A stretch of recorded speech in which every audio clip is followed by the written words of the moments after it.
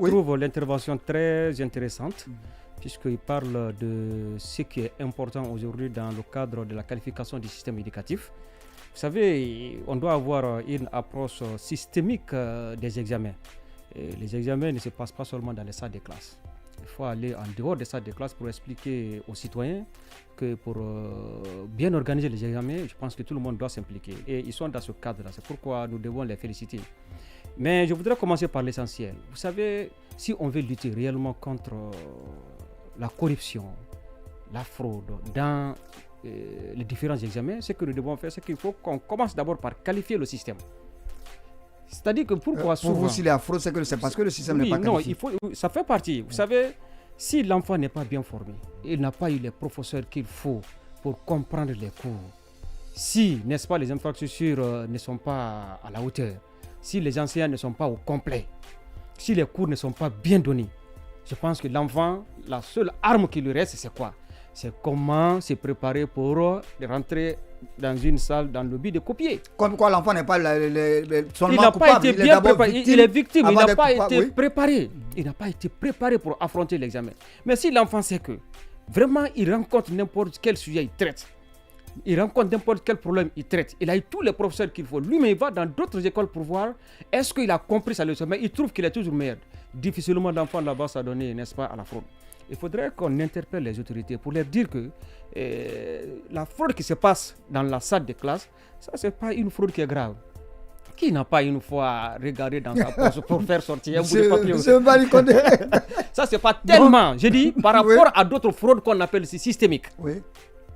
Fraude systémique, c'est quoi? C'est quand le système fraude, comme l'a dit le professeur Bano. Vous savez, je le disais hier, je commence d'abord par ça, le choix des centres.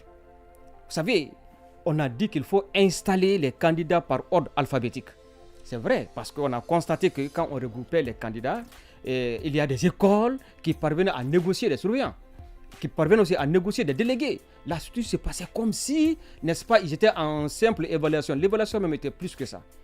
Le ministère a jugé nécessaire de dire attention, dans la commune, il faut répartir les candidats par ordre alphabétique. C'est ce qui a été fait.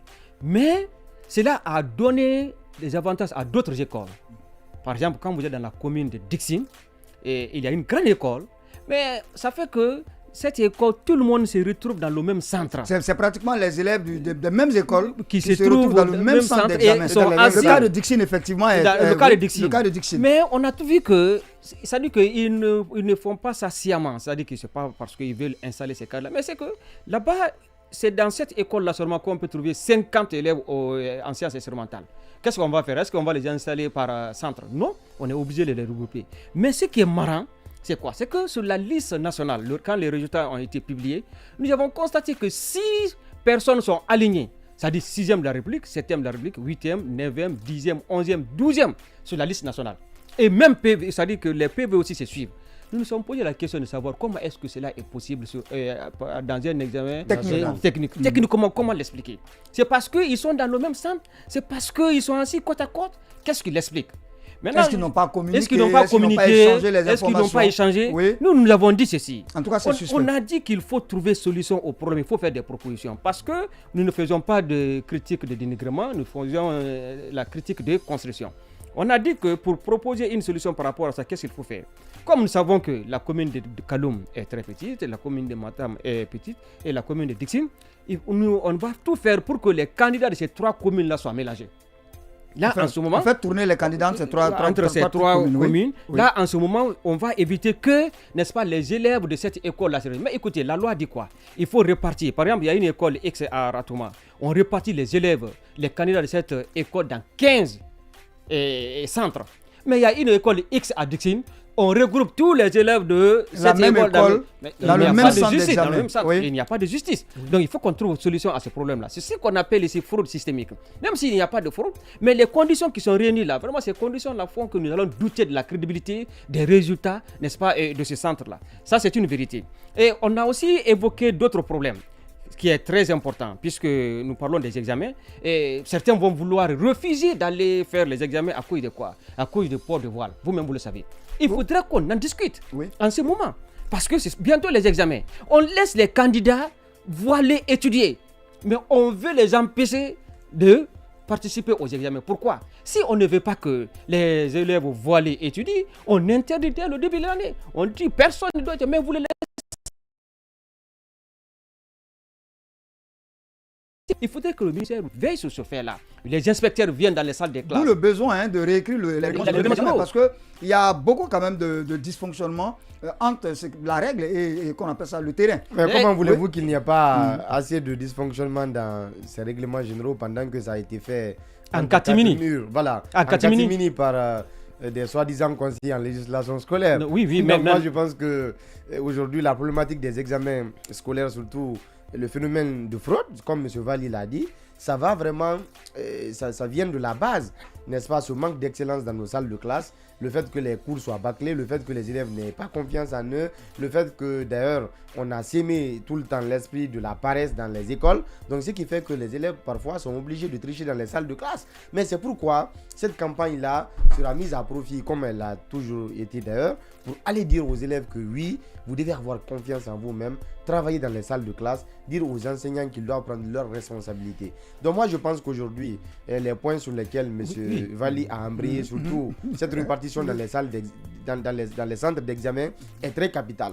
Les communes de Matam, de Dixine et de Kaloum, surtout au baccalauréat, on peut bel et bien mettre les candidats parce que la distance n'est pas grande. La distance n'est pas grande, on peut les mettre ensemble. Et c'est pourquoi je voudrais que vous profitiez, vous, en tant qu'ONG, puisqu'il faut une ONG maintenant qui évolue dans le cadre de l'éducation, qui peut même chercher, n'est-ce pas, à attirer l'attention de la justice. Et qui soit autonome. Et qui soit autonome. C'est extrêmement important. C'est pourquoi il serait important de dire ceci. Nous voulons que, n'est-ce parce pas, que l'année dernière, cette fameuse campagne n'avait pas d'indépendance. N'avait pas d'indépendance. C'est-à-dire qu'on ne peut pas être juge et partir à la fois. Maintenant, si vous constatez qu'on a réparti les élèves d'une école dans 15 centres, et vous voyez aussi qu'on a réuni les élèves d'une école dans le même centre et assis côte à côte, vous allez interroger le ministre. Vous dites, monsieur le ministre, où est la justice? Parce que tous les Guinéens sont égaux en droit et en devoir. Mais si vous-même vous savez que ce n'est pas normal, mais pourquoi ne pas trouver d'autres solutions par rapport à ce qui se passe? Et je le disais, je pense que ce que vous faites, il serait important de commencer dès le début de l'année pour conscientiser les élèves par rapport à ce qui se passe. Mais il y a un autre fait que je vais vous expliquer. C'est quoi? C'est que les surveillants sont mal payés. Oui. Pour la surveillance, par exemple, l'examen d'entrée en 7e année, 300 000.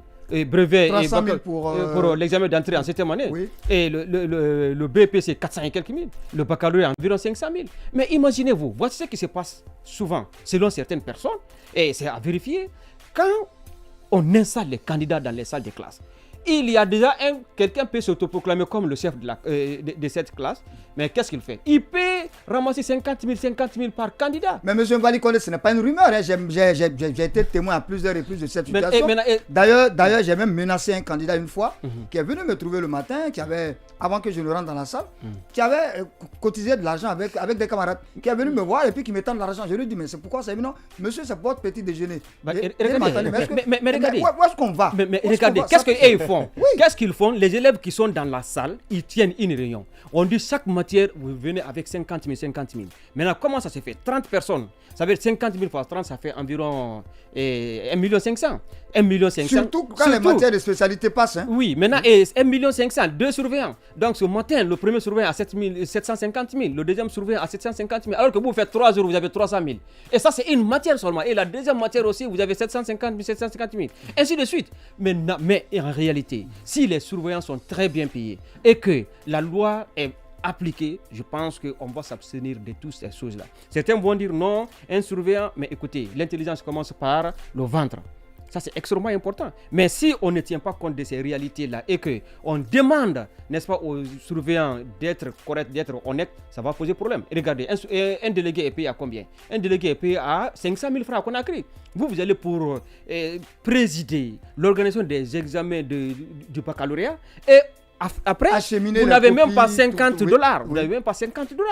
Alors que dans d'autres localités à l'intérieur du pays, vous savez ce qui se passe. D'abord, les délégués sont accueillis dans les centres Et quand ils viennent aussi, on sait ce qui se passe. C'est pourquoi moi je voudrais qu'on mette les délégués dans les conditions qu'il faut pour qu'ils puissent vivre. Maintenant, au moins parce que quand vous envoyez un délégué à l'intérieur du pays qui a du mal à se loger, qui a du mal à se nourrir, pour quelques miettes, c'est sûr que... il n'a que 2 millions. Et il n'a que 2 millions. Voilà, mais au moins, moi je propose ici, à un délégué, il faut au moins payer 15 millions. Il faut au moins payer 15 000 à un délégué au baccalauréat. Mais quand vous donnez 500 000 ou bien 1 million à un délégué et vous voulez qu'il soit honnête, ça va poser problème. Donc, ces paramètres-là doivent être examinés afin de voir ce qu'il faut réellement pour la qualification du système éducatif. Sinon, j'avais fait des propositions pour le ministre. Je ne sais pas si vous avez vu ces propositions. Oui. Si vous voulez, on peut revenir sur ça. On peut revenir là-dessus. Dans notre émission, il n'y a pas de problème. On peut revenir là-dessus sur les propositions que vous êtes en train de faire, sur le travail de réflexion que vous êtes en train de faire pour la qualification du système éducatif guinéen. Vous êtes un acteur clé, on vous connaît. Vous avez souvent levé le lièvre dans des cas où parfois des situations de fraude ou des situations de dysfonctionnement étaient passées comme lettre à la poste. Vous avez peut-être été parfois l'alerteur de la situation. Mais jusqu'à présent, nous en félicitons. Jusqu'à présent, la correction, monsieur le ministre n'a pas encore corrigé, parce que je l'ai dit ici, ce n'est pas lui qui doit fixer le calendrier, c'est plutôt l'inspecteur général. Et je voudrais qu'il corrige cette erreur-là, puisqu'il faut qu'on soit conforme au règlement. Parce qu'administrativement, ça pose problème. Et lui-même, d'ailleurs, a promis que cette fois-ci, la hiérarchie sera respectée au sein du MEPUA. Je rappelle, mais moi, ce sont des indiscrétions d'acteurs du secteur. Monsieur l'inspecteur général ne s'entendrait pas du tout avec le nouveau ministre de l'Éducation. Voilà. Et c'est une information. Je sais maintenant pourquoi quelqu'un m'a dit de ne pas parler de ce dossier-là, que c'est très profond. C'est une information, ils ne s'entendent pas, mais on aura le temps d'approfondir ce dossier.